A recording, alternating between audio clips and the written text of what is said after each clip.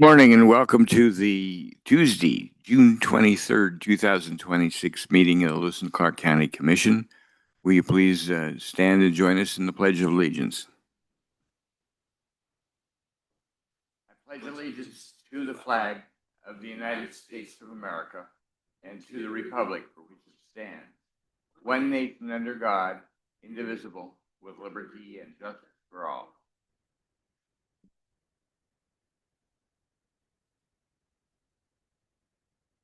Welcome you to the meeting this morning, and we have a rather large number of items on the agenda, and looking forward to a great meeting. I want to introduce the folks on this end of the room. I'm going to start over here to the right with Roger Baltz, our Chief Administrative Officer, then T.J. Murphy and Nico Hash here representing the County Attorney's Office, trying to keep us between the lines. Commissioner Candace Payne is to my immediate right, and Commissioner Andy Hunthausen to my immediate left. I'm Tom Rolfe, Chair of the Commission this year. And over to the left is Brandy Grandy, our Recording Secretary, keeps track of all our proceedings during our public meetings and gets them on our website as soon as possible afterwards.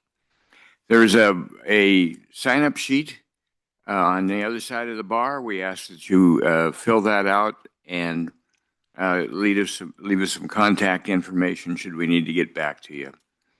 There's also an agenda there as well. Looks like we have no consent action items today, but we're going to go directly into action items. The first one is a cooperative law enforcement agreement with the Forest Service. Thank you, Chairman Rolfe. Commissioners, I'm Captain Brian Robinson with the Sheriff's Office. For your consideration today, we have a cooperative law enforcement agreement between the United States Forest Service and Lewis and Clark County Sheriff's Office. What this contract does, it allows the Sheriff's Office, mainly our reserve deputies, to conduct campground patrols on Forest Service property. It's a long-standing agreement that we've had with them. I think for the 26 years I've been here, it's probably been in effect for at least 20 years. Some people may not know we have a lot of Forest Service area in our county, and currently right now we have one law enforcement officer that covers from Helena down to Dillon, over to Missoula, and then down to Townsend. So that's a lot of area for him to cover. It's something he can't do by himself. So we get this agreement where our reserves can go out. They do campground checks. They go and meet and greet the people, see if there's anything going on. And when they get done, they get actually paid for that shift instead of having to volunteer. So Forest Service pays a daily rate of $25 per hour with 67 cents per mile used on the patrol car. And the total amount for this plan is $13,500. Typically, the reserves use all of that with the patrols, but if there's any left over, they can use that extra money, I think up to about $5,000 to pay for equipment, which they have done. They've been able to get new radios for them, and they've also were able to get new rifles for their patrol vehicles. So it's a great contract that we have and something that I hope that we can continue to support. All right. And like you say, it's a long-standing agreement. Seems to be working out very well. Just doing the official agreement for the next, or I guess through this year. Through this year, yeah, it's going to go. So I know it's way past January 1st, 2026 through December 31st, 2026. We were waiting on the contract to get finalized from the Forest Service before it was sent to us. So a little late on presenting this, but yes, we would certainly love to continue our partnership with them. Wonderful. Any questions from the Commission? Any questions from the Commission? Seeing none, is there any public comment on this item? Is there any public comment? I see no public comment. Do we have a motion? Mr. Chair, I'd move that we approve the cooperative law enforcement agreement with the U.S. Forest Service as presented by Captain Robinson. Second. We have a motion and a second. Any discussion from the Commission? Seeing none, we'll move to a vote. All those in favor of approving the cooperative law enforcement agreement with the U.S. Forest Service as explained by Captain Robinson, please say aye. Aye. All those opposed, same sign. Motion passes unanimously. Thank you. Thank you. Our next item is a grant application to the Montana Board of Crime Control.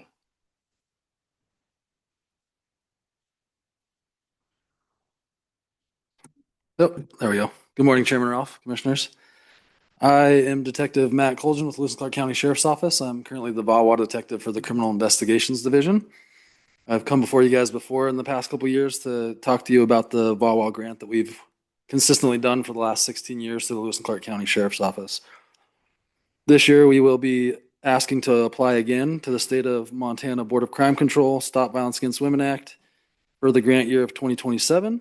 The requested amount will be $120,426.20, which consists of a reimbursable funds of $90,319.65.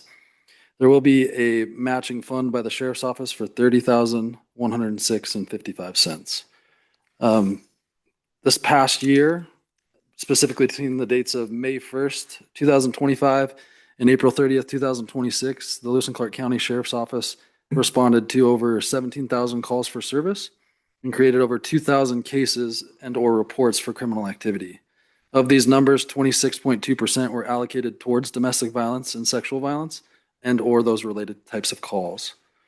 Furthermore, between May 1st, 2025 and April 30th, 2026, the Lewis and Clark County Sheriff's Office responded to numerous calls for service relating to VAWA crimes, to include 642 domestic violence family disturbance calls, 191 regarding privacy violations, 124 sexual assaults, 138 protection order violations, and 6 stalking. Our numbers were very consistent to last year, so we're holding strong on these numbers. The VAWA detective plays a pivotal role in these cases as we try to review all of the created documented cases that come through our office and then also do any extended follow-up and prosecution support throughout any types of prosecutorial process.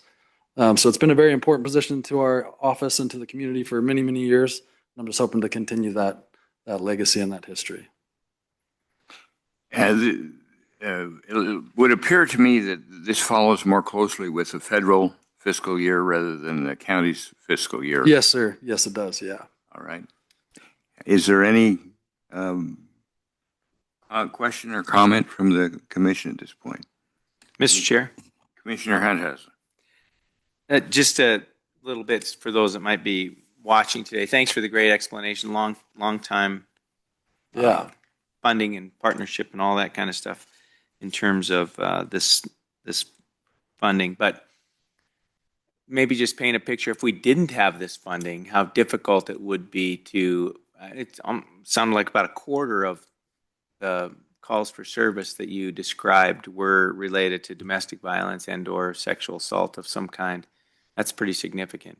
And how challenging it would be without this funding. I mean, this is pretty important funding. Yeah, to my knowledge, and I'm not an administrator, I believe we would attempt to try to keep the detective position that kind of focuses a little bit on violence against women and sexual assaults, but that detective also wouldn't have any funding from the Montana Board of Crime Control, so he would have to take on more cases outside of that realm as well.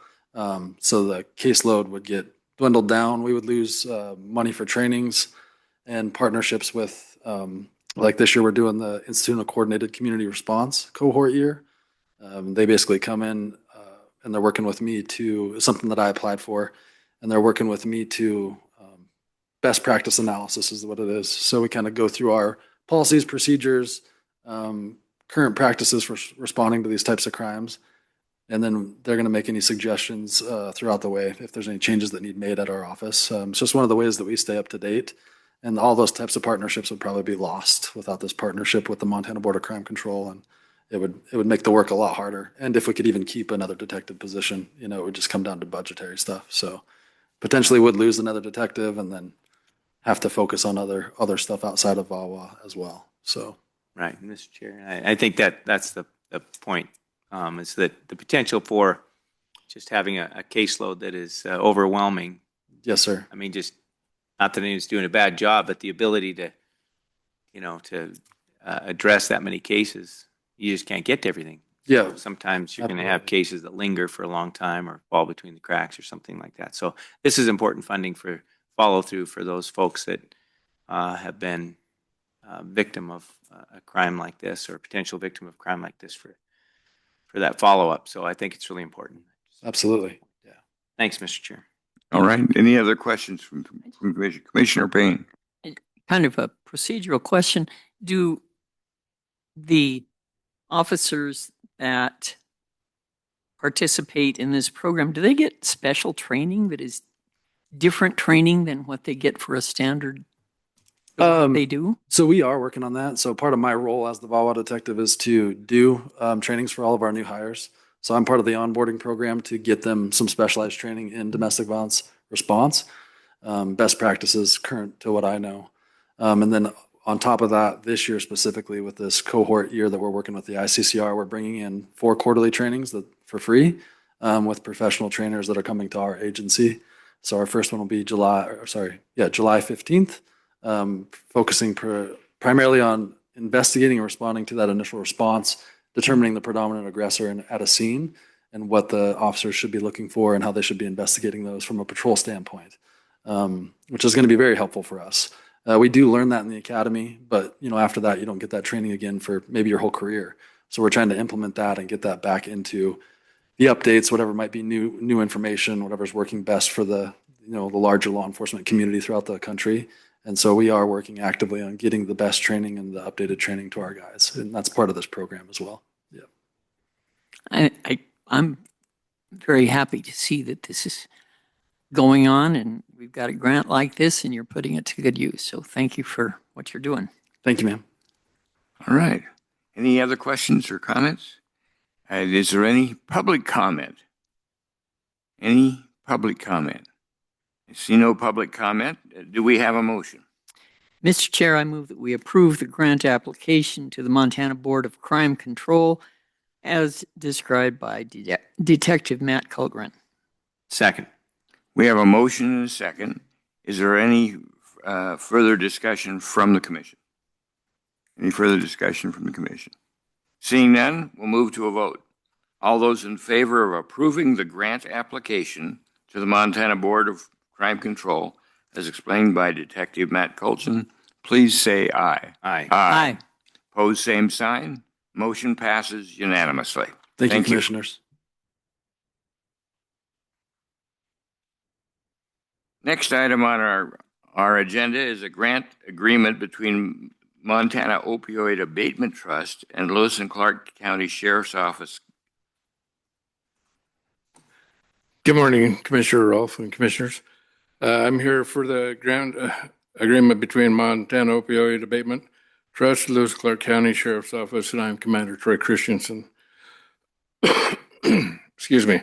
The Montana Opioid Abatement Trust Advisory Committee has approved the funding in an amount of $115,200 for Lewis and Clark County with a performance period from July 1st, 2026 through June 30th of 2027 to support contractual medical provider services at the Lewis and Clark County Detention Center for the second consecutive year. The county has been awarded the MOPE funding to enhance access to medical care for incarcerated individuals, including medications for opioid use disorders and essential primary care.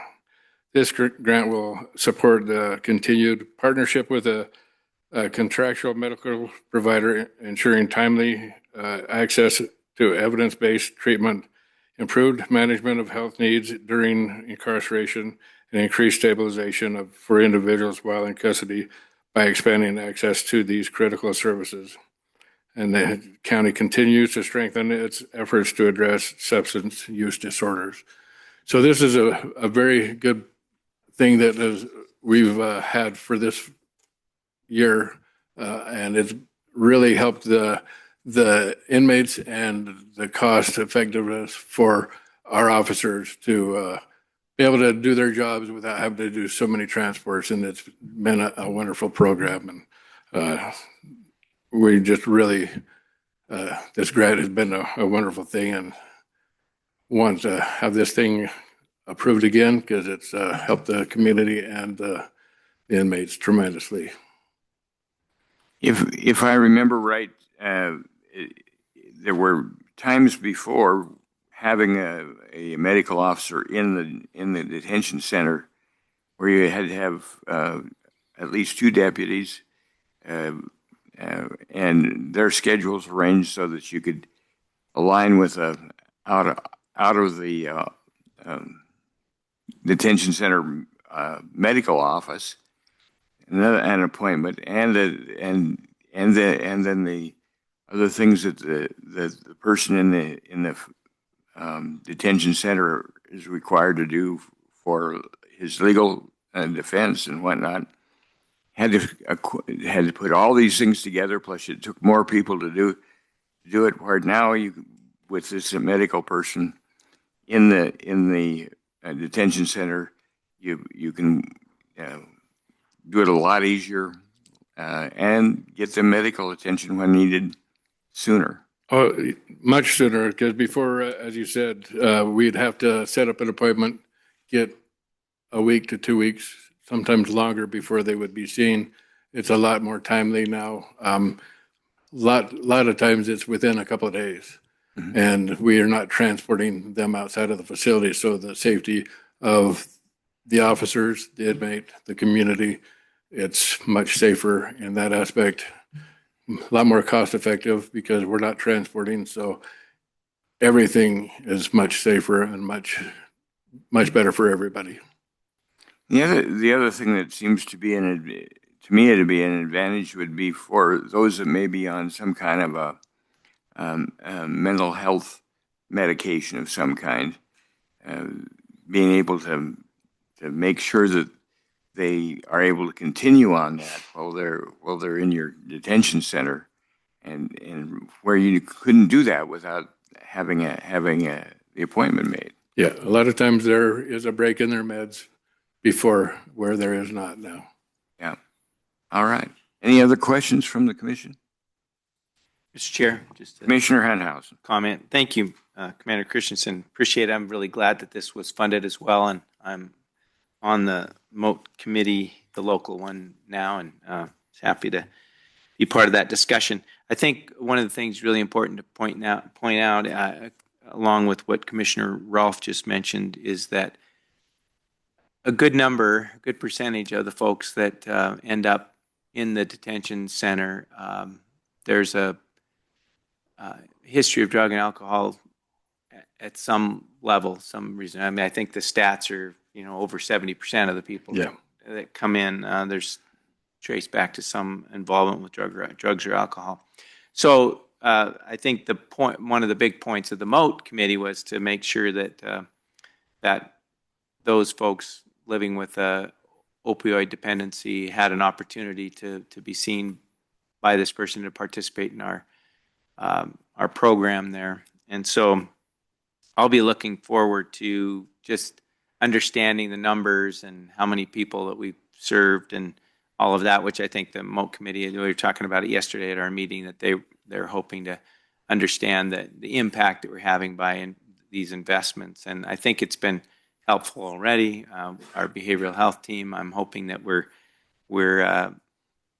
able to address those folks that are living with an opioid dependency situation and connect them to the community as they leave as well. I think all of this is part of that bigger picture, and not really a question in there, but you're welcome to comment on that if you want. I just wanted to. Yeah, and with that program that we do report the stats, and that's an ongoing process that we quarterly we submit all the stats for how many you've seen. There are several different categories that we submit the stats that are anybody can see those of how many are seen, how many are participating, all the different things, how many qualify or don't qualify or continue getting back into the community, all the different things that they do track and that are helping. So there's a lot of things that it does cover, and so all that is recorded through the program. Great, yeah, and Mr. Chair, and I think that the point is that we connect people with those services, get them on the right track. So hopefully the chances of them re-engaging the system or coming back are less than they may have been without this kind of service. So that's the hope. Anyway, thanks. Yeah, you bet. All right. Any other questions from the commission? For me. All right. Is there any public comment on this item? Is there any public comment? Seeing none, do we have a motion? Mr. Chair, I'd move that we approve the grant agreement between the Montana Opioid Abatement Trust and Lewis and Clark County Sheriff's Office as presented by Commander Christensen. Second. We have a motion and a second. Is there any further discussion from the commission? Any further discussion? Seeing none, we'll move to a vote.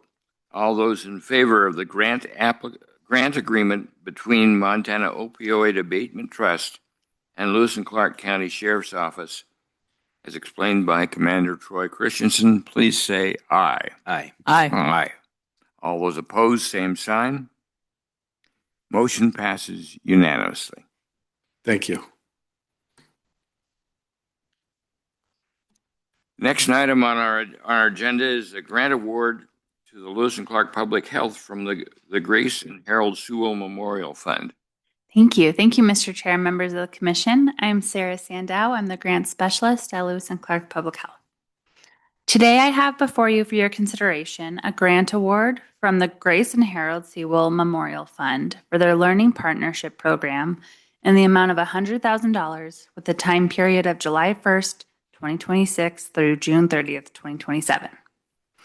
The purpose of the Learning Partnership is to place experienced librarians and informational professionals within leading health or research organizations in order for both partners to gain a better understanding of how best information sciences can be effectively applied in each environment. The Sewell Fund support covers salary and incidental expenses for this 12-month Learning Partnership Fellowship. Lewis and Clark Public Health, with this funding, would hire a temporary one-year librarian to work on projects with the following three goals. The first goal is to strengthen internal processes for Lewis and Clark Public Health to manage, share, and archive information. We would do that through three different objectives. The first one would be to establish staff-informed frameworks to improve internal communications using our already tools that we have, SharePoint and Teams, though they are not used consistently amongst our different teams. So this would be a way for us to have consistency in how we save internal communications. The second objective would be to create a records retention policy to outline how the department archives and organizes physical and electronic materials. The third objective is to research and design a system for maintaining and updating community medical and social service provider lists for improved outreach. Our second bigger goal is to improve staff capacity to better reach our community. We will do that through the following objectives. The first one is assist with updating public health educational materials to make sure that they are able to be posted online accessibly. The second objective is to research how county residents seek health information. So making sure we really understand how are people trying to get their health information and making sure that we're able to post what we know in a format that would work. The third objective under this goal is to build bridges with local libraries. We have a few local libraries. We have our Lewis and Clark Library. We also, Carroll has a library. There's branches at East Helena, Augusta, Lincoln. So how is public health better connecting with those, as well as we partner really well with the Clancy Library and the Whitehall Library too. So how do we make sure that we are connecting with them? And often we try to partner on a project, but it's our project that we're asking them to partner with. So how can we better understand their wants and needs too, so we can partner better? The next objective under this goal is to research medical libraries and how public health might provide a similar service. Medical libraries, there's about 2 to 3 in the state. So we would better understand why do they exist, where do they exist, what is the benefit, and is that something that Helena would benefit from? The third goal is to utilize best practices and research to enhance public health service delivery. The objective under this one is to create a system to provide programmatic staff regular updates on best practices to improve their work. So the goal is we have amazing programmatic staff who are doing work, but research comes out daily. And how do we find out which research to look at? How do we read it? How do we understand it? How do we make sure that we're always doing the most up-to-date work that we possibly can? This project overall is meant to elevate and enhance the work of the department while also enhancing the fellows' knowledge of public health field for wherever they take their library studies next. Public health, our staff recommends approval, and I'm here for questions. Any questions from the commission? Commissioner Payne. Good morning, Sandy. Has Lewis and Clark County received this grant previously? Thank you. Great question, Commissioner Payne. No, this will be our first time receiving this grant as a state even. This foundation has never funded a local or state in Montana. So this is the first time that we've applied, even heard about it and applied and talked to the foundation to see if we were a good fit.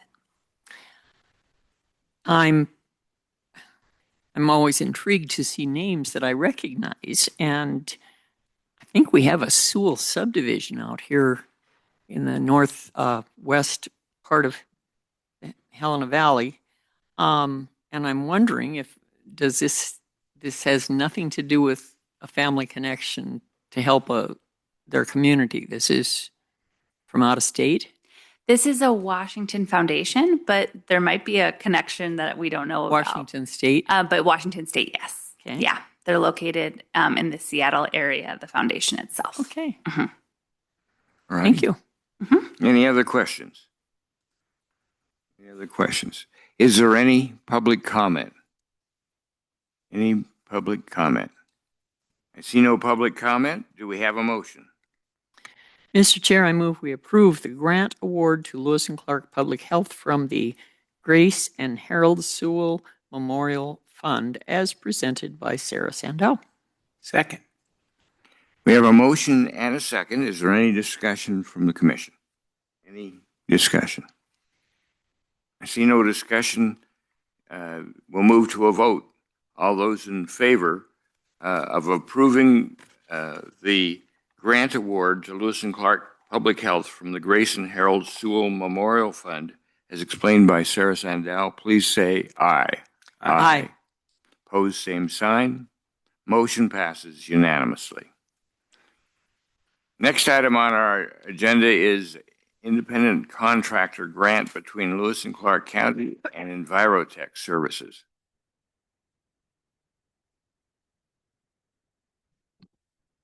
Good morning, Mr. Chair, Commissioners. For the record, Dan Carlin, County Engineer. In May, the Public Works Department solicited written requests for quotes to supply and apply magnesium chloride dust abatement on the upper 6 miles of Sun Canyon Road in Augusta, Montana. The work generally consists of applying magnesium chloride at a rate of half a gallon per square yard using a meter distributor truck. 2 quotes were received. Funding for this project is budgeted in the road infrastructure budget, and work will be completed no later than July 30th of 2026. Staff recommends awarding the contract to Envirotech Services, LLC of Greeley, Colorado for the unit price of $1.30 per applied gallon and authorize the chair to sign all applicable documents. And I can answer questions you may have. Any questions from the commission? Mr. Chair. Commissioner Hanhausen. Mr. Carlin, thanks. I'm looking forward to this. Just a question that came up for me about the rest of it. So we essentially try to maintain in terms of the dust control and new graveling at a 6 mile intervals on this road for economic reasons and the other. But that doesn't mean that the rest of the road doesn't get graded annually and snowplowed and those kinds of things. So just explain that. I think I got asked that question, is this the only part of this road that's going to get any kind of care this year? And I said, I don't think so. So maybe just explain that. Absolutely, Mr. Chair, Commissioner Hunthausen. So magnesium chloride, as you can see, we put about a half gallon per square yard down. On this particular road, it's every 3 years, as you mentioned. We do the lower 6, the middle 6, and the upper 6. Each one gets it every 3rd year. We do have residual magnesium chloride that stays in that material. Probably not quite that full 3 years, but pretty darn close. The entire 18 miles does get bladed and graded each year. It's snowplowed, full maintenance. The issue is magnesium chloride isn't free. So we do have to be judicious in how we use it. This particular road, we do like to maintain to a high level. So we do try to magnesium chloride this one every 3 years on every 6 miles. So, Mr. Chair. Go ahead. Now, the question came up, actually, I was in the neighborhood. I was up there this weekend, and it's amazing the amount of traffic on that road on a weekend, because I went up a couple of the other entryways into the front and really light traffic, but that road in particular was very heavily traveled. And there's, of course, a bunch of cabins up there as well. So, yeah, I mean, it's holding up about as well as the road with that much traffic can, but it's ready for its treatment, I'm sure. But I got asked that question, so I was like, no, I think it'll all get graded. It just won't all get magged this year. And I think we have a gravel project as well, right? It's going to be, we already approved earlier. yes, Mr. Thank you Chair, for that. Commissioner Hunthausen. So the gravel project is on, I believe that's on Benchmark Road. Oh, that's But yes, and the magnesium chloride I neglected to mention too. It's a dust abatement, but it's also a very good soil stabilizer. It's that negative ion of the chloride bonds with the material, the fine material within it, and it holds it together a lot better. So we really like that impact as well. All right. Any other questions from the commission? Any other questions from the commission? Then we'll move. Is there any public comment?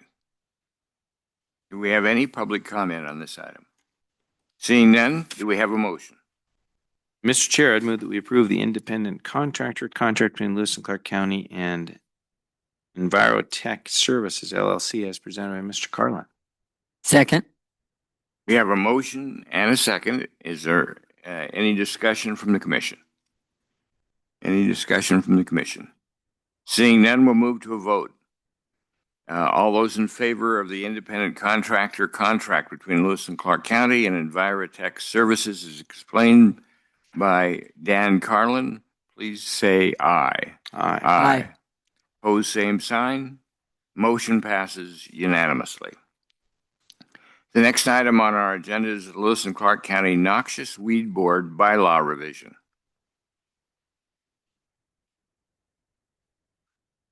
Good morning, Chairman Rolfe, Commissioners. Before you this morning are the updated and revised Lewis and Clark County Noxious Weed Board bylaws. The Noxious Weed Board reviewed the bylaws and voted to approve minor changes and edits during their annual organizational meeting held April 1st, 2026. The bylaws are used to establish the board's internal management by setting out the rules and responsibilities for shareholders, directors, and officers, as well as to set the rules for meetings, specify voting procedures, and establish officer positions and responsibilities. The Noxious Weed Board made changes to Article 7, Section 7, titled The Order of Business to be Followed, or also known as the agenda. They added the budget report as item 5 and moved public comment to item 10. Additionally, formatting and grammar changes, updates were also made throughout the document. These bylaws have been reviewed and approved by the Lewis and Clark County Noxious Weed Board and have also been reviewed by the legal department. Staff recommends approval of the presented Lewis and Clark County Noxious Weed Board bylaws, revisions, and updates. If you have any questions, I'm here to answer. Any questions from the commission? Any questions from the commission? Is there any public comment? Any public comment on this item? Seeing none, do we have a motion? Mr. Chair, I move that we approve the Lewis and Clark County Noxious Weed Board bylaw revision as provided to us by Christian Leonard. Second. We have a motion and a second. Any discussion from the commission? Any discussion from the commission? Seeing none, we'll move to a vote. All those in favor of the Lewis and Clark County Noxious Weed Board bylaw revision as explained by Christian Leonard, please say aye. Aye. Opposed, same sign. Motion passes unanimously. Thank you. Thank you. Next item on our agenda is a grant task order 27-07-4-31-123-0 between Lewis and Clark Public Health and the Montana Public Health and Human Services. Thank you, Mr. Chair, members of the commission. My name is Fred Sargison. I'm the operations manager at Lewis and Clark Public Health. Today, the commission will consider accepting the grant award from the Montana Department of Public Health and Human Services for the immunization program. The purpose of the task order is to reduce the burden of vaccine preventable disease within Lewis and Clark County by ensuring the oversight and provision of immunization services for children, adolescents, and adults. These funds support the public health nurses that provide immunization services at the health department. The term of the task order is July 1st, 2026 through June 30th, 2027, and the task order provides funding in the amount of $46,695. That total includes $37,562 from the Centers for Disease Control and $9,133 from the state special revenue. Staff recommends approval. Are there any questions from the commission? Any questions from the commission? Seeing none, is there any public comment? Is there any public comment? I see no public comment. Do we have a motion? Mr. Chair, I would move that we approve this grant task order between Lewis and Clark Public Health and the Montana Public Health and Human Services Division as presented. Second. We have a motion and a second to approve the grant task order 27-07-4-31-123-0 between Lewis and Clark Public Health and the Montana Public Health and Human Services Department, as explained by Fred Sargison. All those in favor? Aye. I say aye. All opposed, same sign. Motion passes unanimously. Thank you.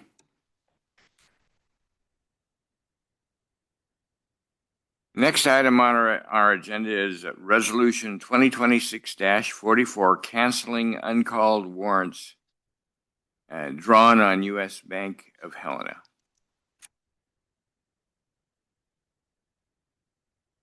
Good morning, Commissioners. For the record, my name is Laramie Rada, Accounting Clerk 3 with the Treasurer's Accounting Department.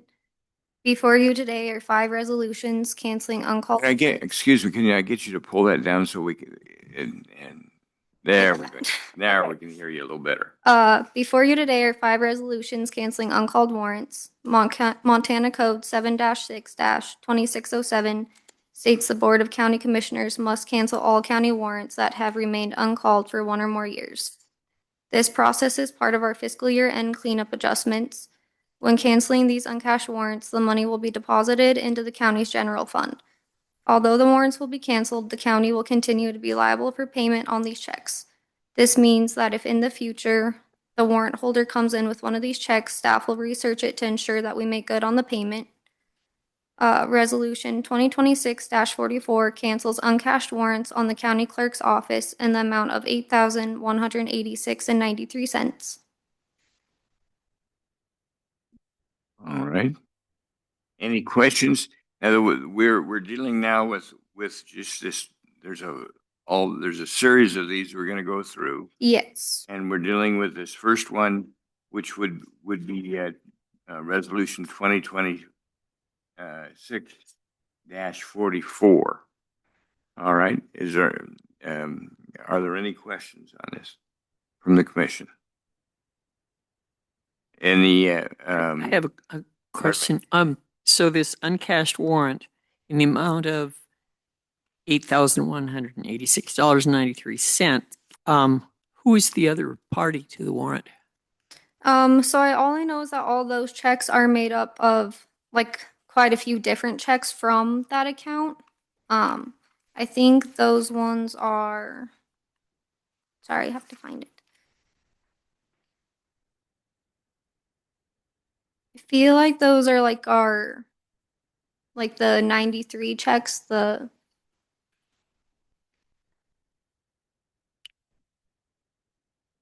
Right, wouldn't those be? Hi, Commissioners. Sarah Woods from the Accounting Department.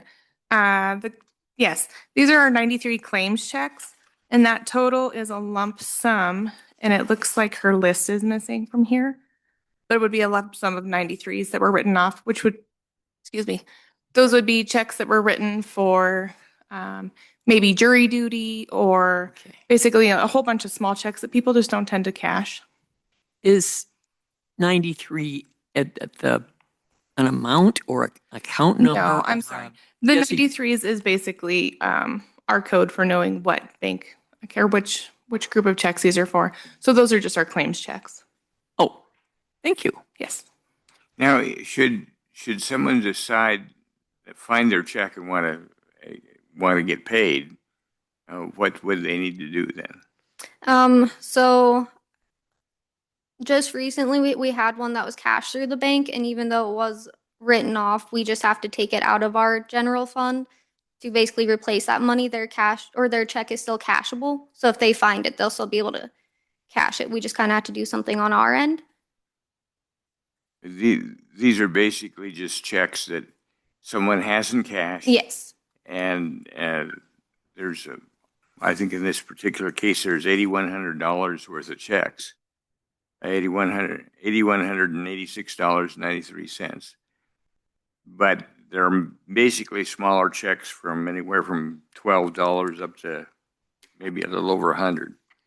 And, Yes. And if people want to find their check, or if they realize that they haven't received it and want their money, they can still get it. It's just we're not holding this amount of money aside for the checks to come in because they're basically a year or more old. Mhm. Is Yes. that right? Okay. Any other questions? Is there any public comment on this item? Any public comment? Seeing none, do we have a motion? Mr. Chair, I move that we approve Resolution 2026-44, canceling uncalled warrants drawn on U.S. Bank of Helena with a date of issuance between July 1st, 2024 and June 30th, 2025 from the county clerk's office. Second. We have a motion and a second. Is there any further discussion? Seeing none, we'll move to a vote. All those in favor of Resolution 2026-44, canceling uncalled warrants drawn on U.S. Bank of Helena with a date of issuance between July 1, 2024 and June 30, 2025 from the county clerk's office, as explained by Laramie Rada, please say aye. Aye. Opposed, same sign. Motion passes unanimously. Now we need to go to Resolution 2026-45. So Resolution 2026-45 cancels uncashed warrants from the Sheriff's Commissary Fund in the amount of $2,383.14. All right. This is a smaller list of maybe 25 checks, amount totaling to $2,383.14. And this would be very similar. Yes. All right. Is there any questions from the commission? Is there any public is there any public comment on this item? Oh, excuse me. Go ahead, Commissioner Payne. I'm looking at the list and I'm kind of concerned that we've got the East Helena Municipal Court, their warrant, $885, and then there's another one for $500. We're talking kind of, do they not pay attention to where their money is? I mean, this is it's over $1,000, and the East Helena Municipal Court is just letting it go. It seems like somebody's messed up. There's no question about it, but we can't continue to hold the money aside if they're not going to cash their check. I agree. I'm just kind of startled. Yeah. Is there any other comment from the commission? Any other comment from the commission? Is there any public comment on this item? Is there any public comment? Seeing none, do we have a motion? Mr. Chair, I'd move that we approve Resolution 2026-45 as presented. Second. We have a motion and a second. Is there any discussion from the commission? Any discussion from the commission? Seeing none, we'll move to a vote.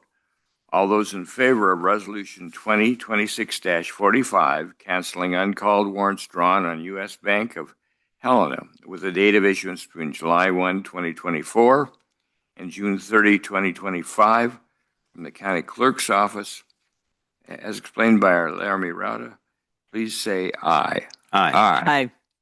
Opposed, same sign. Motion passes unanimously.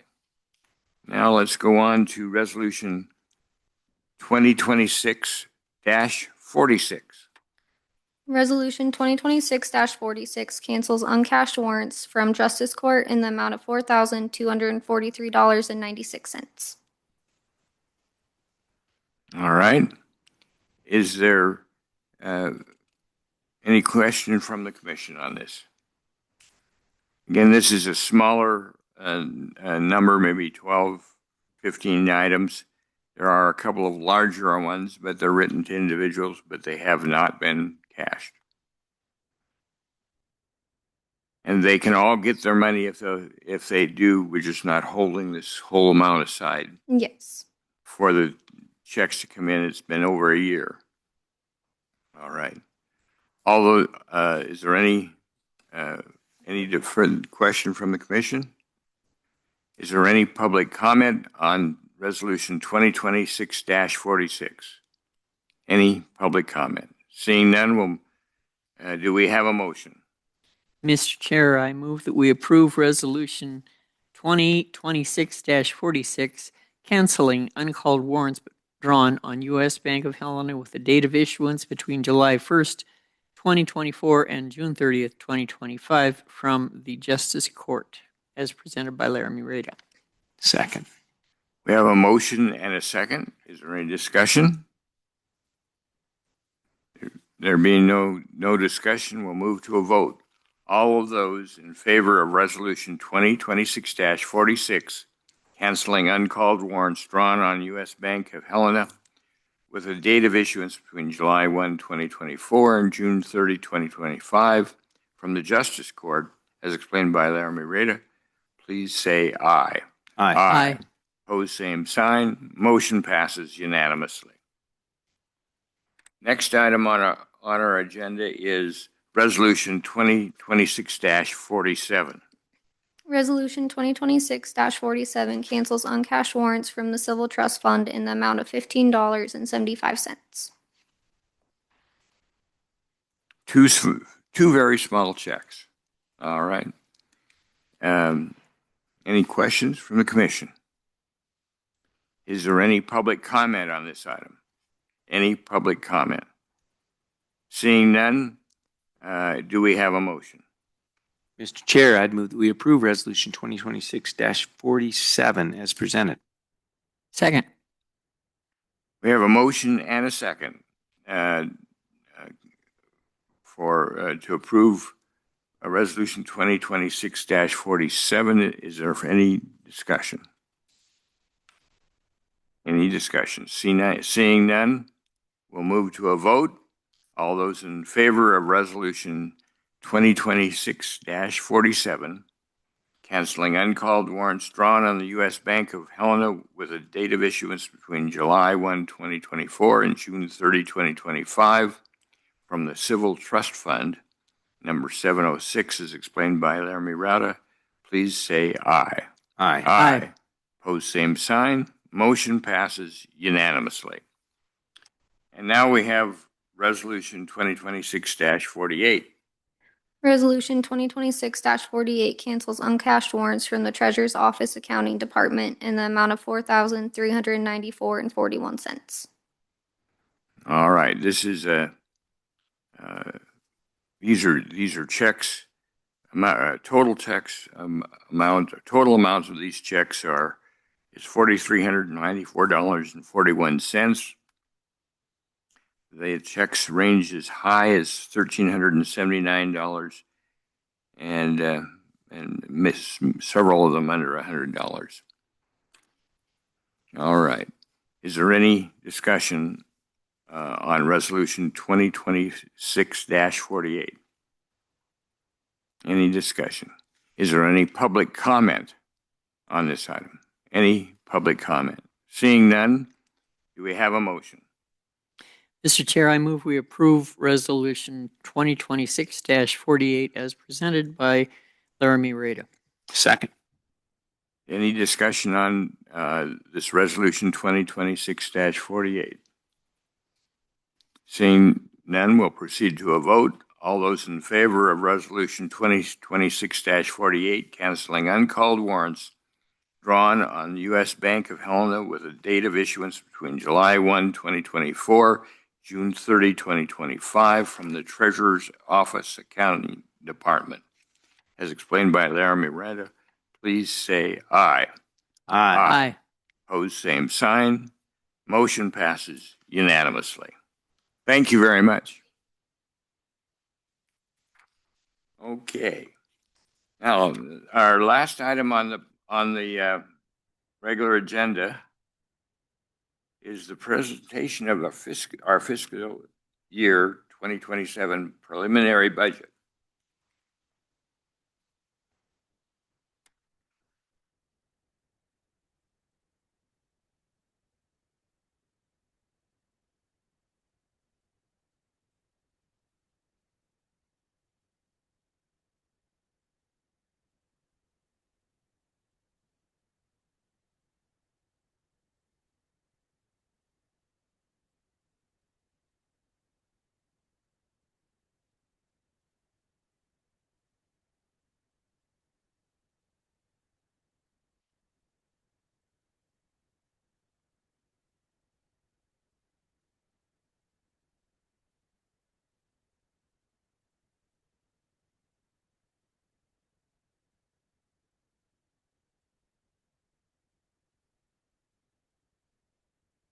Good morning, Commissioners. Sorry, technical difficulties. I should have made sure the computer was on. I didn't realize usually others use the presentation prior to me.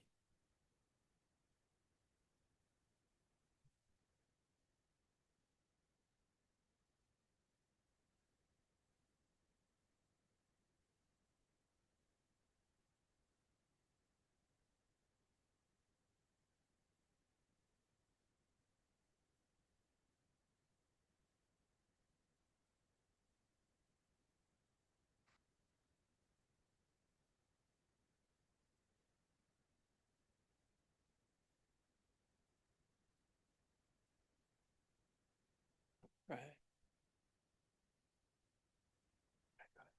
Thanks, Brandy.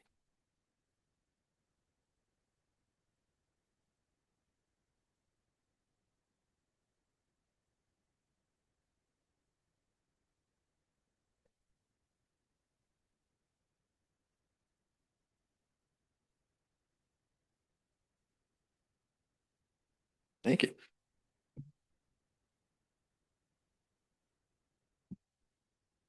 For the record, my name is Frank Cornwell, CFO of the county, and today I will be presenting you the 2027 preliminary budget. Note for the next couple weeks, we'll also be advertising for a public hearing for July 9th and then moving to final adoption.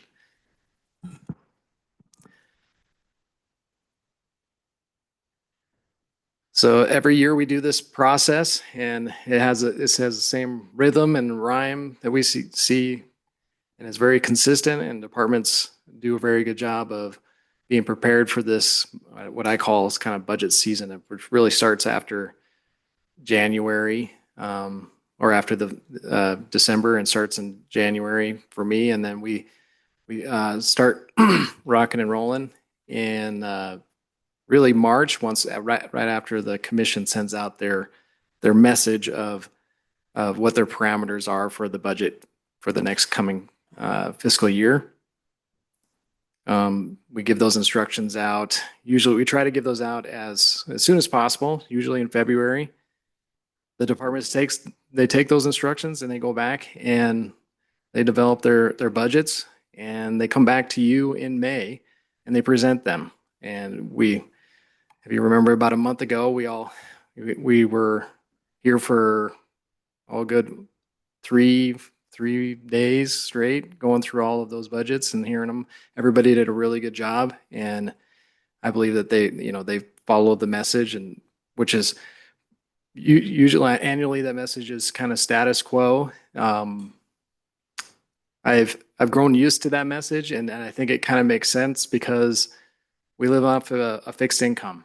We live off of the county operates off of fixed income. When it comes to property taxes, we pretty much only get to adjust those annually by a inflationary factor and a growth factor, in which we'll go over those here soon. But that's pretty much why we have to send out that message to the departments to try to maintain status quo as best they can and maintain their services at the levels that they provided them this current year. And as you can see and heard, we're going to achieve that going forward into this new fiscal year. Then in June, we've already had at least one work session where we go over the requests of those departments individually. We pull those out and we go over those with the commission. You review and approve or deny the ones that you want to approve or deny. And then this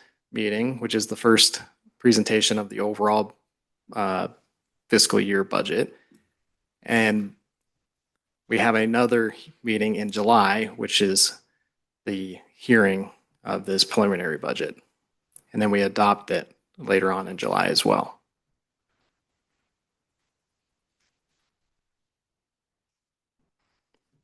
Every year we like to make sure we're reminding everyone and all the departments and everyone involved that we have commission goals. Here's our 5 commission goals. I like to point out for me, all of these are very important, but the ones that really sticks in my mind are the long range planning and the involvement of our capital improvement plans and how we try to plan for the future by using improvement plans. And our departments have over a decade now have really been proactive in building up those plans and making sure they have justified uses and causes for those going forward. Most, if not all, of those plans are fully funded, but we're working our way up to it, and it's been highly effective for the county. The other message, the other item I like to look at is the efficiency and effective management of public resources. So as you save those reserves and you put them to work, are we doing it efficiently? Are we getting those dollars out there to work for us as fast as possible for the right reasons and making sure that we're getting it at the lowest cost possible? And as you've seen through our departments, they work very, very hard to find the most effective way to utilize county resources.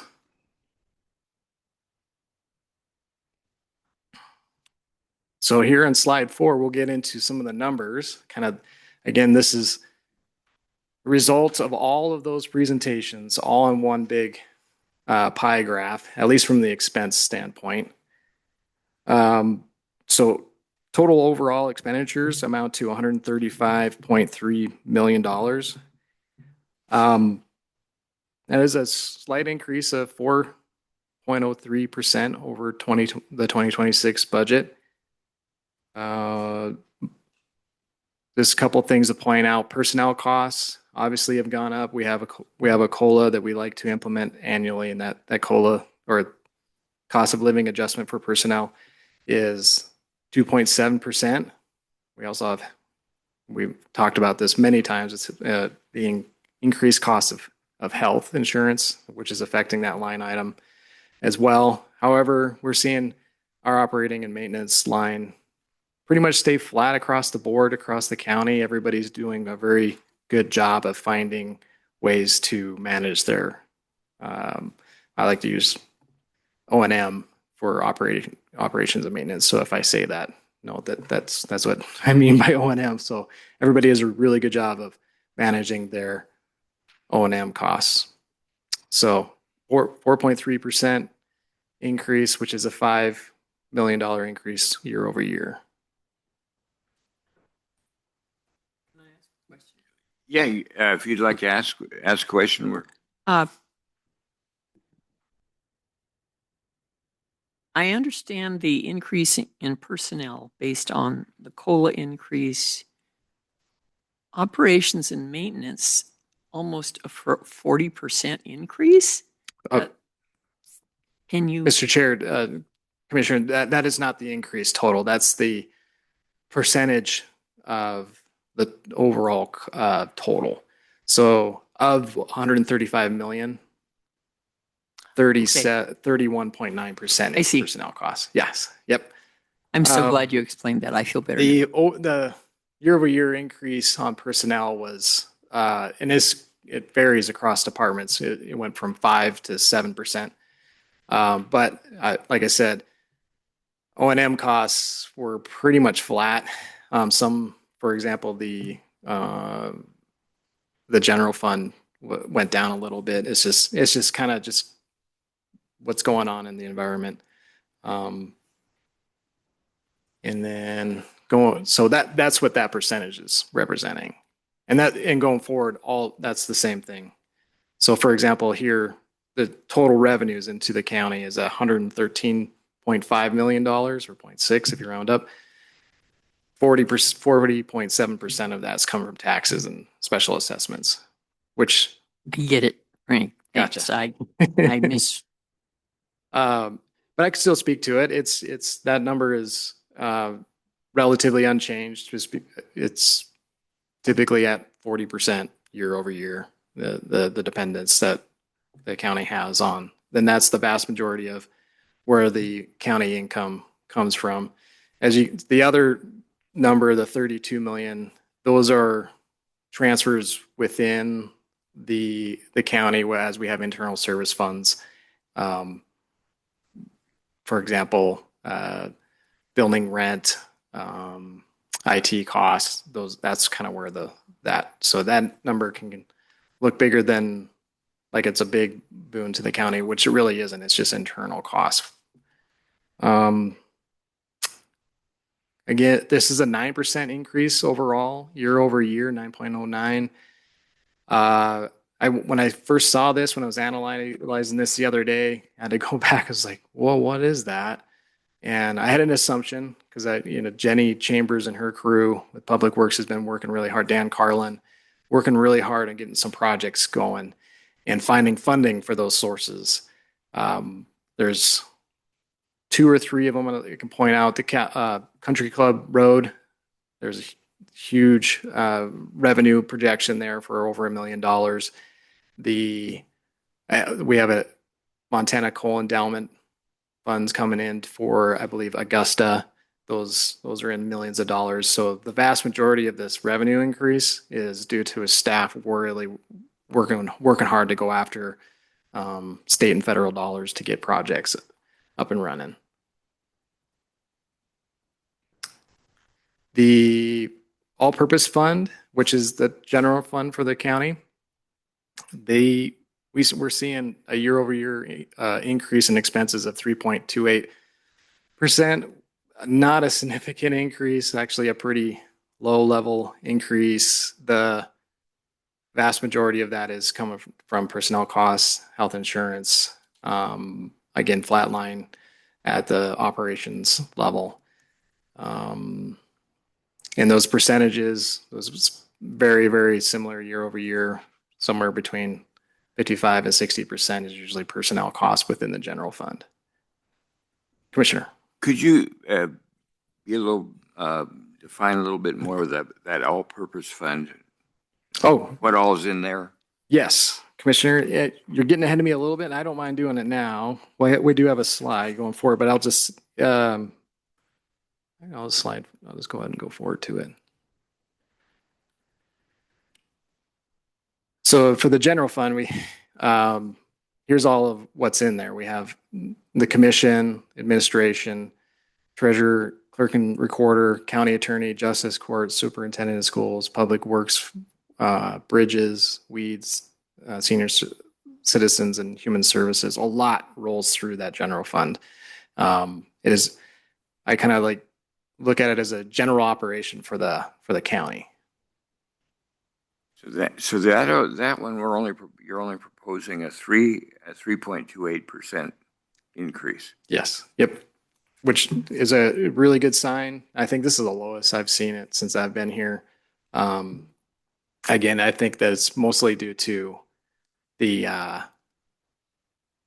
just the stabilization of O&M costs. And it could go up a little bit next year, but this is a low increase. Yeah, so that I would hope that this is something we can maintain going forward, but we'll see. But again, this is a good result for the all-purpose fund. For all-purpose fund revenues, we're only seeing a revenue increase of about 1%. As I went in to analyze why that 1%, we're only seeing a 1% increase for a total of $17.5 million. It's due to our projections and interest earnings going down. We knew that the feds were cutting rates or potentially going to cut rates. Commissioner Payne and I were in a meeting the other day, and we find out that we're likely to hold strong on those rates. However, I think it's safe to maintain our projections on our interest earnings. It has very little. Hopefully, it will have no negative impact if we have those lower. It's not something that departments rely on operationally, but for the all-purpose fund, we've seen over $100,000 of projected interest earnings being reduced there. The other item operationally, I would like to point out, we do have a big election year ahead of us. However, of those elections, we don't have as many opportunities to recoup costs. So, for example, in fiscal year 26, we have a lot of city elections and school elections. We were able to recover a lot of those costs from them. Federal elections, not so much. So that's just an ebb and flow of an election season. However, we do get some cost recovery from the city. We know that there's a city election that's going to happen next fiscal year, and I'm trying to remember what might be another school election. But I talked to Amy about this, and that's basically half of what we projected last year. So that was a reduction. So we have a reduction in all-purpose fund revenues, or just kind of basically a flat year in all-purpose fund revenues, which isn't a concern at all. It's just due to kind of the ebb and flow or seasonality of some things. So going on, I'd like to describe to you the countywide revenues and reserves forecast here.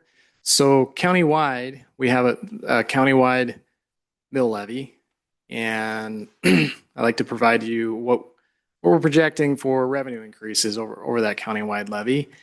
And due to legislative changes, we get to take the full inflationary adjustment over a 3-year average, which is a 2.97% increase year over year. In the past, it used to be half the rate of inflation for a 3-year average. So if we were in fiscal year 26, this would be 1.5%, closer to 1.5% inflationary adjustment. This year we get closer to 3. However, when they gave us full inflation, they took away some growth. So we don't no longer get full growth when it comes to properties coming into and being built within the county. For example, if you build a home in Lewis and Clark County, that home will be brought on at 75% now instead of 100% taxed. They'll still get taxed the same or based off of the taxable rates, but the county overall, their tax level only goes up by 75% of that new growth. So it kind of hamstrings that inflationary factor. The one advantage, and then before I go on too far, to give another example, we get 40% of commercial property too. So, and then most other taxing jurisdictions is around 40%. There's some actually even lower than that. But for the most part, new homes, 75%, commercial properties at 40%, which is kind of the vast majority of our revenue. Which is why I went in and said, you know, we typically project over a 1% growth. I didn't feel comfortable doing that this year, obviously. So I cut it in half to feel safe. We'll see what happens. I think I feel good that we're not going to overshoot our revenue projections on this. But I wonder how much under I came under on that. So we'll see what happens. It's going to be an interesting certification process when that comes up in August. Yeah, but just one thing I'd like to point out with the inflationary factor now being at 100%, up to capped at 4%, I'll have to note that. It does give us a little bit more safe, little less risk when it comes to projection, because now a bigger portion of the revenue projection in January, we get to project exactly what we're going to get in our inflationary rate. That won't change from January to August. New growth will change, and it's a shot in the dark. And we do projections based off of history. We kind of get a sense of what the growth is within the county, where what we're hearing from the tax department downstairs, planning. So there's a lot that goes into that, but it's very noisy and it's very difficult. And it can also be driven based off of Department of Revenue and whether or not they have enough staff or time to go out and count properties. So they're not perfect. They're going to miss new properties. So that number in the past, it was a projection that was less reliable. Now we have a little bit more reliable projections. So I kind of feel good about, I like that from my standpoint. I like to have firm numbers. So I think that's a good result for me anyways. Question Yes. for you. Let's go back to your comment about a new house coming online for the first time. Mhm. The county or any kind of any local taxing authority gets 75% of that added value. Mhm. Then the second year goes up to the full 100%. Is that right?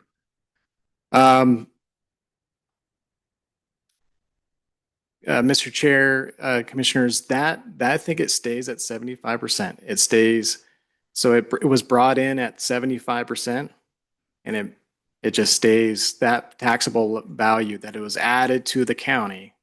So say you had $1 million in 26 of taxable value, and now you have a $100,000 home brought on, but it's going to be brought on at 75,000, and it'll just stay at 75,000. When they do the that's a good question. So when they do the reassessments going forward, no, it'll still remain at 75,000.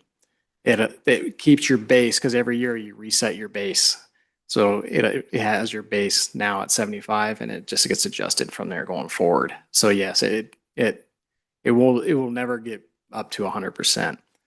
It has a permanent effect on county revenues. Okay. Going forward with reserves, pointing out countywide reserves. overall is going to be 40% of total expenditures of $54.5 million. The operating piece of those reserves is going to be at 31.6% and of $38 million. The all-purpose fund is at 27% of their $5.6 million expenditures, and our capital reserves are sitting at $16.4 million. Things I got to point out with reserves, every year we've got to be reminded that we have a base 25% across the board for our operations. So we require that our departments are they're not able to project below a 25% ending cash balance for the year. That is very, very important because going on to the next year, you need at least 25% of your operating budget to make it to that first tax payment, which we usually receive in November. Then you need, you get those dollars in November, and you need time to make it to May. So that's why we use the 25% base. Also, the state has a 33% cap, and that cap is only applied to the funds that receive mill levy revenues. That's why we have reserve at 40%, over 33%, and that's fine because most of it is capital reserve. So that's a very typical number. And also it can be within funds that don't have mill levy revenues.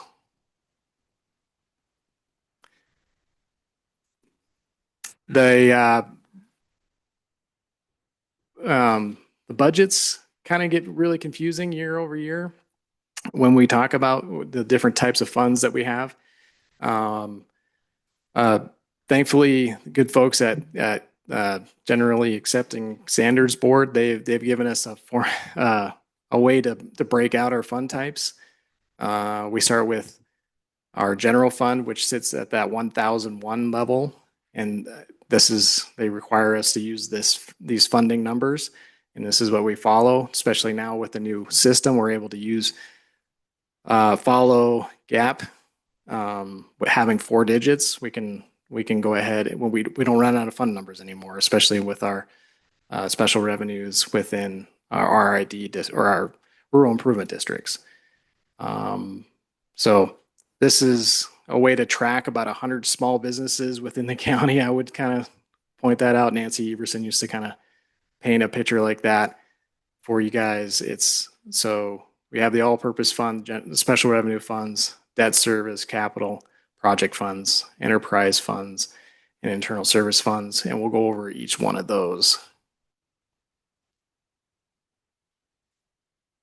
So Mr. Chair had me show this one a little bit ahead of time, which is fine. We've gone over the all-purpose fund quite a bit, which is projected to spend $20.9 million for the fiscal year 2027. Again, here's your operations and departments scrolling through the general fund. Going forward to the special revenue funds. The special revenue funds, I like to think of them as restricted. So special revenue is a term that was given to these funds for a reason. They're meant to be spent on special purposes. So you receive gas tax. That gas tax has to be spent for a special purpose, usually roads and bridges. Public safety taxes, or specific use public safety funds. You have a public safety mill that can only be spent on public safety purposes. The county has 40 plus special tax levies and restricted funds, which again total at $54.2 million, or actually round it up again, $54.3 million. Also within special revenues, restricted funds, is this $2.7 million of 23 health department grants, grant funds. And then we also have over 150 RID maintenance districts, which total at $9.5 million, or rural improvement districts. Going into our 3000s funds, which is our debt service funds at $1.9 million. We have very few items in here. That's by design, I believe. We have an open space bond that has been fully issued. They are due to be paid off in $7 million. $7 million of it is due to be paid off in 2030 and $3 million, the remaining three in 2034. The detention center remodel is due to be paid off in 9 years. The rural improvement districts, there's 24 debt funds there. That's when a new district comes on, they take on debt and they pay that debt down using their assessments. And there's 24 of those right now. Going on to the capital project funds, 4000s. This is when we mention CIPs. This is where they all sit.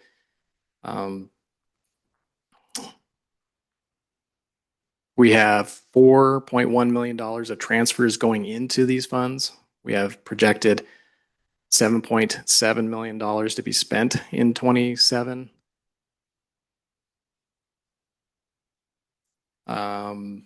Also, we have other capital improvement funds. These are kind of special and brought up to be on their own. These are the RID projects, which is at $400,000, and road and bridge infrastructure projects. As there's a reason why that one's broken out. It's because it's so large, and there's a lot of eyes on that one. And that one's projected to spend $7 million next year on those projects. Moving on to our enterprise funds, we are budgeted to spend $7.4 million for our enterprise funds. Not very many of them here. We have the fairgrounds and we have solid waste districts, landfill, Augusta, Lincoln, scratch gravel, those types of districts. Those are all enterprise funds. Those are driven, they're self-funded, and they're driven off their own revenues.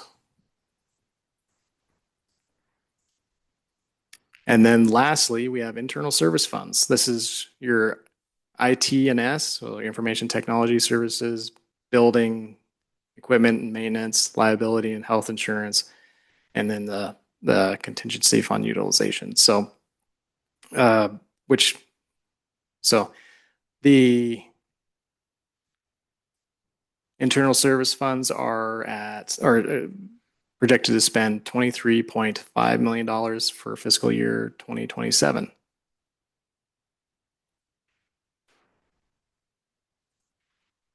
We also include this personnel change year over year. I've already mentioned the 2.7 cost of living increase. And then we'll mention that we have 2 new full-time FTE to add to the county. And that is a 0.5% increase. So right now, I went and got this last night, we have a total of 397.27 employees. You add these two, doesn't quite get us to 400. We're at 399.27. That is a 0.5% increase year over year of added FTE. Pretty small. I'll go over each one. I mean, you guys were presented these, but we have expansion of scratch gravel district, solid waste district. They are asking for an attendant and scale operator out there. The public works landfill operator they're wanting to move a half-time operator position to a full-time operator position. They gave good rationale behind that. That was basically due to just more work. And then we've had a lot of discussion about planning's implementation of the MS4 implementation here. Stormwater, sewer. I'm trying to, I don't have that memorized as to all the four S's there, but it's basically dealing with stormwater, and there's a lot of work happening behind that, and we're asking to have a full half-time FTE moved to a full-time FTE in order to sustain that program once it's implemented.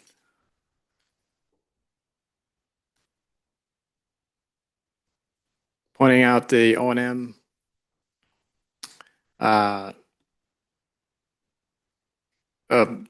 focus here is we continually, year over year, we want to maintain our current services levels. And with these budgets being presented to us last month, we're gonna achieve that. And we also continue to stay laser focused on these initiatives with mental health, diversion, liability, health insurance. We know those are an issue. Capital improvement projects, and building and security storage. There's been a lot of safety improvements this fiscal year, and we'll continue to do those next year.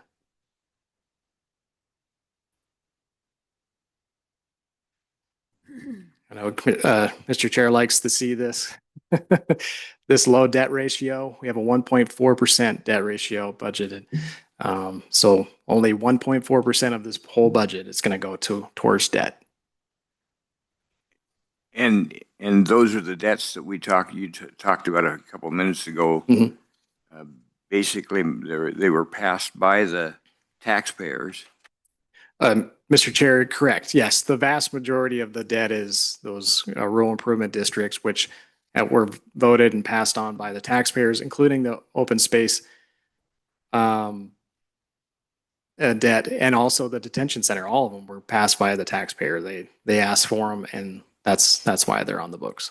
So we really, for our normal operating items, we don't have debt for to maintain our basic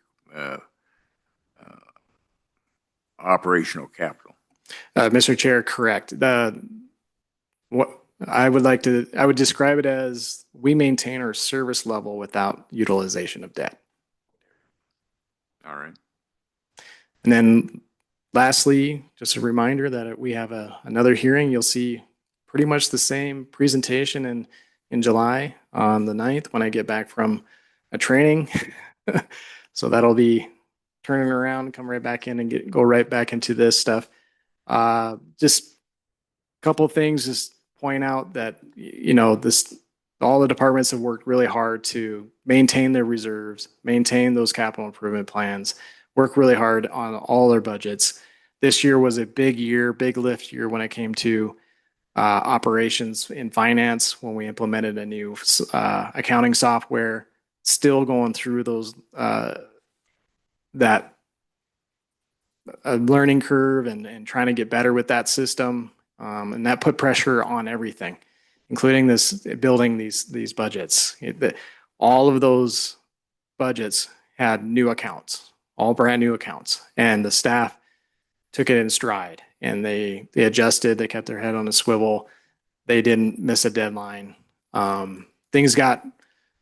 Everything just feels like a little bit more pressure this year because we were really living in two different worlds. We were living our old legacy system, trying to transition into this new legacy system. And I really appreciate all the department's work and just not missing a beat and trying to not really use it as, I don't think I heard once that one of them use it as an excuse saying, hey, this is too much, or we're, living in these no, that didn't happen. Everybody went with it in full stride. And I really appreciate the effort there. You can point out staff, Misty Edwards, Jessica Seavey, our former accounting manager, Jan Garber. Lots of effort that has gone into this implementation. Still, like I said, there's still some things we need to learn and get better at. We need to get some muscle memory built with this system. I believe that going into 27 and living in this for a whole year instead of half a year and then kind of living in our old legacy system for that other half is really going to help. Staff, they probably some of them might disagree with me because they like that old system and they really got used to it. But I really believe that this new system will help us kind of modernize and get better. Hopefully, when the commissioners ask for a unique analysis, that we'll be able to respond to them quicker, maybe with more accuracy, more transparency. So getting better. Yeah, but really appreciate everyone's effort. Appreciate Roger's guidance this year. Appreciate all your guys' help, and more to come. Question, if we go back to, I think it was slide number 5, the fiscal year 2027 revenue classification.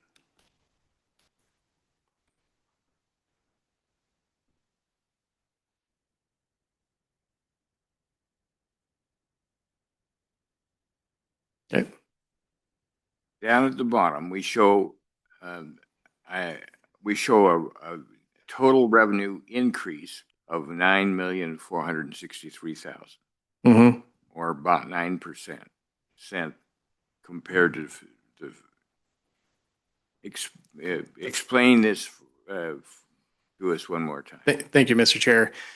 That is the vast majority of that increase is due to the state and federal dollars, new state and federal dollars that were not budgeted in the prior year, we were receiving in this year. So MSEP and the Country Club Road dollars coming in. That's nearly $4 million right there by itself. The other increase, it's the inflationary factor that we described earlier, new growth. I mean that's 95% of your increase right there. Yeah, I mean we've had some new RIDs come on, which ended up increases your special assessments and taxes. And the one thing that we don't talk about much is the local option tax this year, which is the tax we receive on new car registrations. When you register your car, the county gets a small piece of that. I think it's 5%, 3 or 5%. That did really well this year. So that ended up increasing the taxes going forward. But that describes that $9.5 million. So if we're looking at, if we take that 21 million in net decrease in county reserves, talk with me a little bit about county reserves. Mr. Chair, no problem at all. I actually usually do talk about those. I went right by it. The decrease in the reserves, the way I like to describe those, basically projects that were incomplete within the current year. And this is actually a small decrease year over year since I've started, the $21 million. Last year, I believe it was closer to 23. A lot of this is due to capital improvement projects moving from fiscal year 26 into 27. Very normal. These are all rollover reserve requirements. So the other thing is that is the same thing with operations. We have other projects within O&M that's outside of the capital improvement plans that they get rolled over year as well. I also think that the way we do our budgets is cash basis. That has an impact on why we have to roll this forward year over year. And we're also required to spend down to 33% on those mill levy funds. So we got to put those dollars to work. So this is a very normal thing to see. I think if we had an accrual basis of doing our budgets, which some counties do and other governments do, not all of them do, makes it a lot more complicated when it comes to compiling all of this. that would shrink that number quite a bit if we went to an accrual basis. However, I like the cash basis. It's simple. We get to see what is actually rolling from 26 to 27. It brings us transparency there. Mr. Chair, Commissioner Hunt. just to put it in layman's term for someone who might be watching, because as I was listening to you, it's like, well, we're all in this and we understand what you're talking about. But someone in their living room might tell me if I'm wrong, but this is essentially how it works. I mean, one year we have this increase of 9.4 million. Well, we might have gotten a $5 million federal grant for a specific road project. And so that's the year we're spending that. It makes our budget look like it grew by $5 million.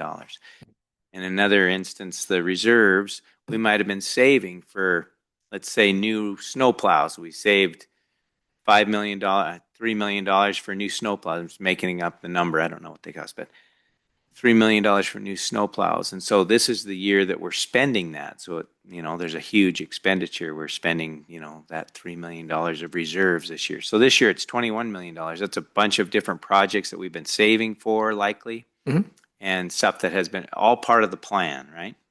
So for those that are watching, not really understanding, why are they spending a bunch of reserves? Do we not have enough money to cover? It's not that. It's we've been saving for this. And it's one of the things that I wanted to say as you kind of finished up here is that we've done an amazing job of being in the black and essentially having no debt. And our departments work really hard to come in with a balanced budget, looking to the future, which is one of the things I would like to emphasize to the people that might be watching today is that we look ahead and we are kind of what is this budget going to do? What are the revenues and other things, expenditures going to look like 2-3 years down the road? Are we trending in the right direction? Is this budget going to be healthy down the road? Do we need to do something now to make sure that it stays healthy?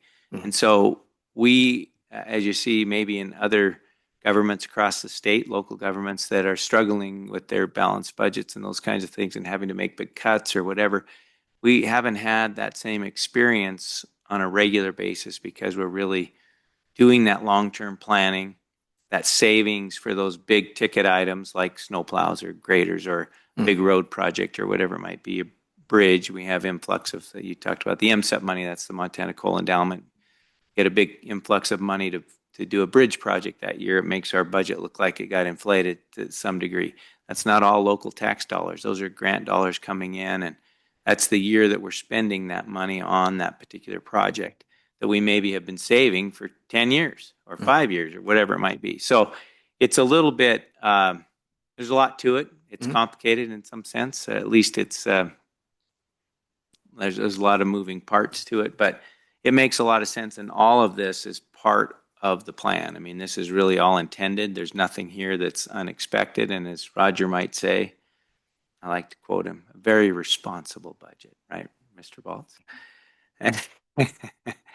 And I think we've come to that conclusion. So I'm just really grateful to our staff and our teams. They work really hard, and with you and Misty and your guidance and Mr. Baltz, we've done a great job in planning for now and into the future. So thank you very much. Mr. Chair, Commissioner, thank you.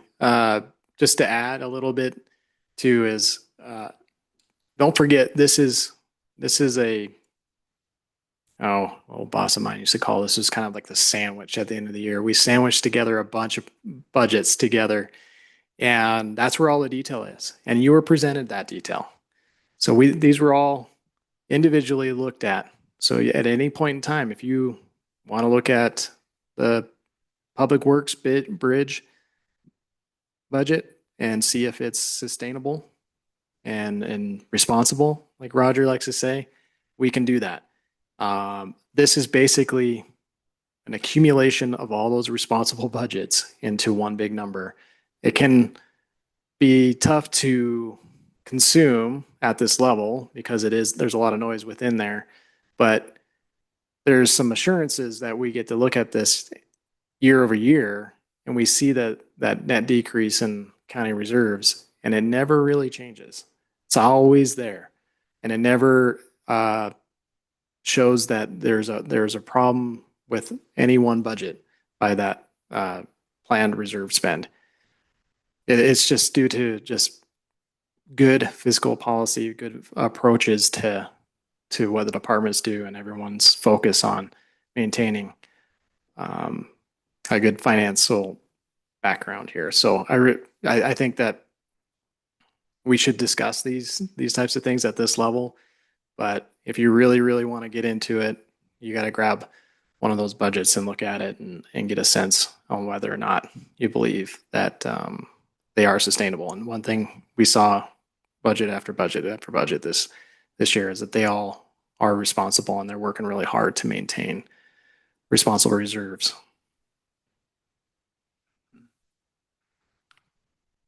Do you have any questions? A couple more things I'd like to look at. If in that revenue by classification list there, you show intergovernmental income of 15,699,000. Mm-hmm. That's basically where we're getting money from the feds and the state to do projects. Correct, Mr. Chair. Yes, we've gone out and asked, applied for grants from them. Mm-hmm. Mr. Chair, you're absolutely correct. That number was a huge jump from 26 to 27.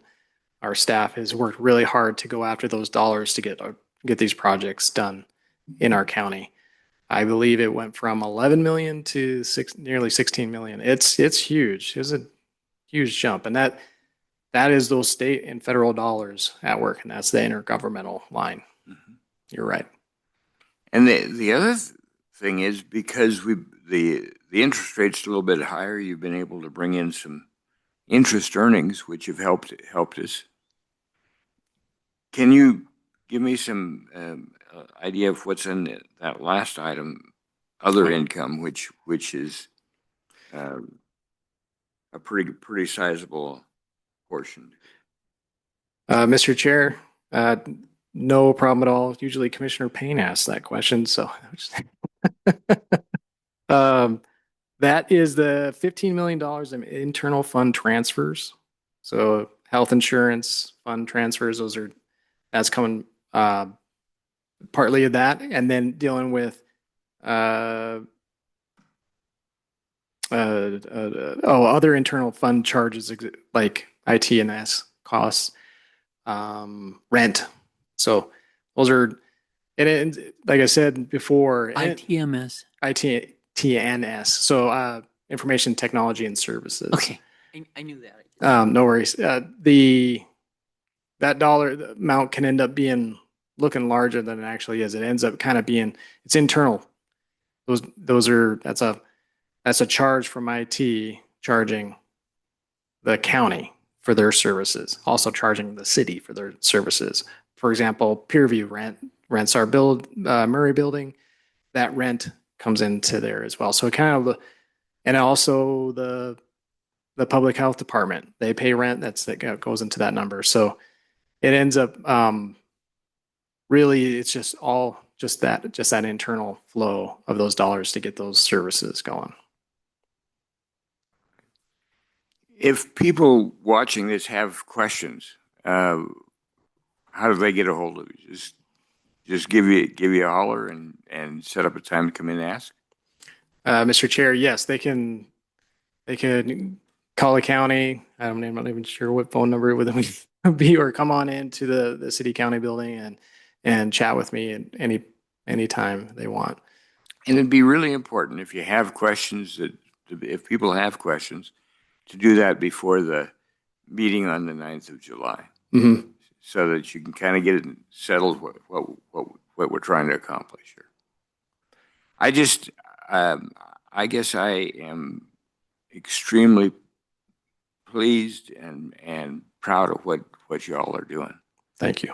I really believe that there is not any local government unit in the whole state of Montana that is in better financial shape than Lewis and Clark County. There may be some things out there that come close, but not very many, because of the way you're handling debt, the way you're planning for the future. We're actually setting money aside for things that we need to do down maybe 3, 4, 5, 6 years along ahead. We're planning for those things and making a difference. Thank you for the work you're doing. Thank you. I really appreciate it. Thank you for the ease which we all have in being able to get a hold of you to understand this. It isn't most people who don't have the calculator in their mind like you do, and you seem to be able to help us out, show us where we're going, and so thank you for that. You're welcome. Wait, Mr. Chair, he answers your phone calls? Now, okay. No, this budget to me is something that citizens of the county can be proud of. We may disagree with whether we build this bridge or work on this road. Yeah. But we know what we're doing and we know where the money's coming from. And you're planning for the expenses we know are coming down the pike at us. So I just really appreciate what you and your staff are doing. Thank you. Yeah. I'd like to make a comment. Yeah. In opposition to Commissioner Hunthausen's remark,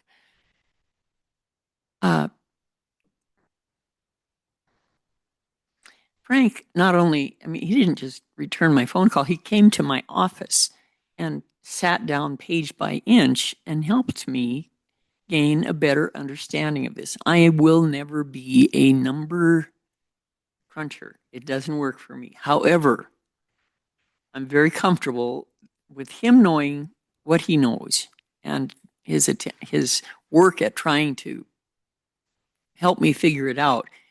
But I also have the benefit of a number cruncher like Tom Rolfe, and I'm sure, and the experience of Andy Hunthausen.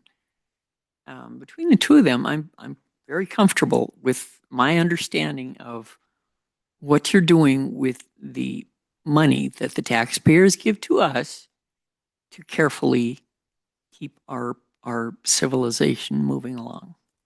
So thanks for what you do, Frank. Oh, thank you, Commissioner. All right. Are there any other questions? Any other questions at this point? Is there any public comment on the budget?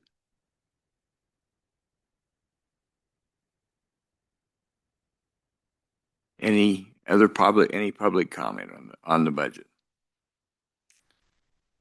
I guess we don't have to take a vote on anything here. We're just, but stay tuned on July 9th. We're going to come back and if anybody has questions, now's the time to ask. Now's the time to get a hold of Frank or one of the commissioners to delve into it deeper. And that's what we want this to be, as transparent as it is. And we're proud of what staff has been able to do here. Thank you. Mr. Baltz, do you have anything to add to this discussion? No, just thank you very much, commissioners. Great job. Want to thank Frank Cornwell for his leadership and coordination and the entire county team, which you've already spoken to. So thank you very much. Thank you. All right. All right. We've come to the end of our agenda items. We always leave time for someone to bring up things that are related to Lewis and Clark County government, things that are under the purview of the commission, but not on today's agenda. So we always offer the opportunity for people to ask questions or to bring things up to us. So is there any public comment? Is there any public comment? Seeing none, we're adjourned.